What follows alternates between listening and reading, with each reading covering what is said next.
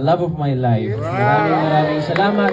Sana po na-enjoy niyo po ang aming munting pelikula at sana po paglabas niyo po, mas maintindihan pa po natin yung mga taong nasa laylayan at may pinagdadaanan. Kaya thank you po. Maraming salamat. Ayan, gusto ko lang din idagdag, nandyan din yung family. Yung mama ko, yung papa ko, and ayan, yung tito ko. Thank you sa inyo. Actually, nahiya nga ako. Si Mac. Ayan guys, maraming salamat nga pala sa mga nagbigay ng oras ngayon. At nagpapasalamat din po ako kay Direk Louie.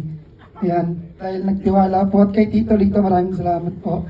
At sa inyo rin, sa aking mga kasama rito, nagpapasalamat po sa inyo kasi tinulungan nyo ako, nagtulungan tayo yan. At nandyan din pala yung mama ko at mga pamilya ko. Maraming salamat sa pagpunta sa inyo. Tita ko at mama ko, mga kapatid ko. Yan, at ito ay para sa lola ko na nawala.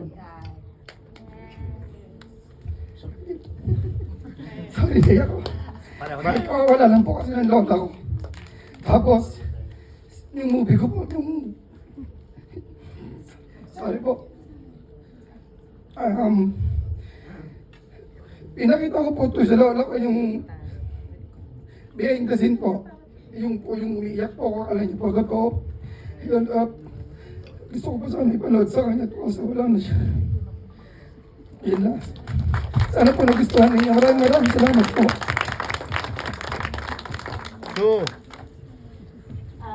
Maraming pong salamat sa lahat ng nanood at tumangkilik po sa amin. Napakaganda at nakakatouch na pelikula. Madalang po magkaroon ng isang pelikula na may pagpapahalaga sa mental awareness. At isa po ito sa pinakamahalagang pelikula para po sa akin kasi minsan lang pong magkaroon ng ganitong klase na napapansin po yung mga katulad nila. Sana po ay magustuhan nyo. Katulad natin. Maraming salamat sa lahat ng mga nanood, saka sa LDG Production, sa lahat ng mga nakasama ko dito. Maraming salamat.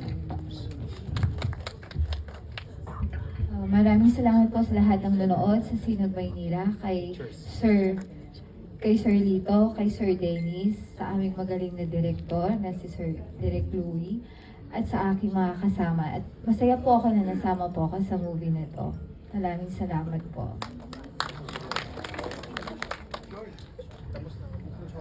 Maraming salamat po sa lahat ng nanood. Sana po ipamalita po natin sa mga kaibigan natin, mga kakilala natin na sobrang ganda ng movie na to. Maraming salamat po, Direk, Tito Lito, Tito Dennis, sa mga co-artists po. Maraming salamat po sa inyo lahat.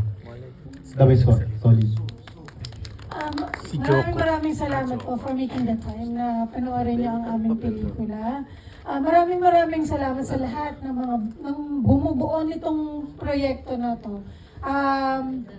Salamat po sa inyo kasi kahit mahal po ang petrolyo, nandito po kayo. Kasi napakamahal po bumiyahin ngayon. Kahit na isang candle lang ang kubaw, di ba? Mararamdaman mo. Pero higit po sa lahat, personally po, hindi man po ako kamag-anak, pero inaalay ko po ito para sa mama ni Direk Louie, sa lola ni Mac. Maganda pong, syempre masakit na mawawalan tayo na nawalan ng mahal sa buhay. Pero sigurado ako, ang lola mo, Mac, ang mama mo, Direk Louie, Di ba pecado viraso? nako, baka tumatumbling yun sa clouds kasi sobrang proud nila sa inyo. Salamat po sa kanila kasi nandito po silang dalawa, diba? And, of course, with that, maikli lang po ang panahon natin sa mundo. Kaya, i-express po natin yung pagmamahal natin sa mga mahal natin kasi hindi natin alam kung hanggang kailan. Okay, ang idadagdag ko lang po, ang Desperada ay loosely based sa nakikita ko sa Facebook, sa Instagram na shelter na kumukupkop ng mga, so it's a found story, yung mga kumukupkop ng mga nasa kalye na napupulot. Ina-house sila ng isang independent na grupo na recently nagkaroon sila ng kaso na may mga minor pinatanggal. So, Yun doon talaga siya. It's a found story. Doon po Pero namin nauna to sa binase. Base TV. Maging yung, kanina namin nagtatanong sa akin, meron ba talagang model na ano, ay, meron talaga. May pinagbasihan yun, yung character na yun. And isa pa pong announcement, limited lang pong ang mga pagpapalabas sa Sinig Maynila. I think we only have 12 screenings. So, 11 na lang ang natitira. So, our producer decided na magkaroon ng another screening, limited screening ng Theatrical on May 27. May 27.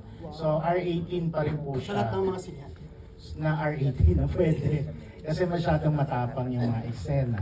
Yun po, maraming salamat.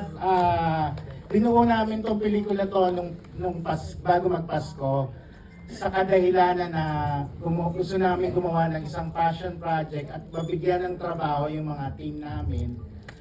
Ang na-pressure lang ako kay Direk Louie noon kasi nung sinabi niya, Dennis, gusto ko yan sa Sinag Maynila. So nagkatotoo naman. Maraming salamat Sinag Maynila.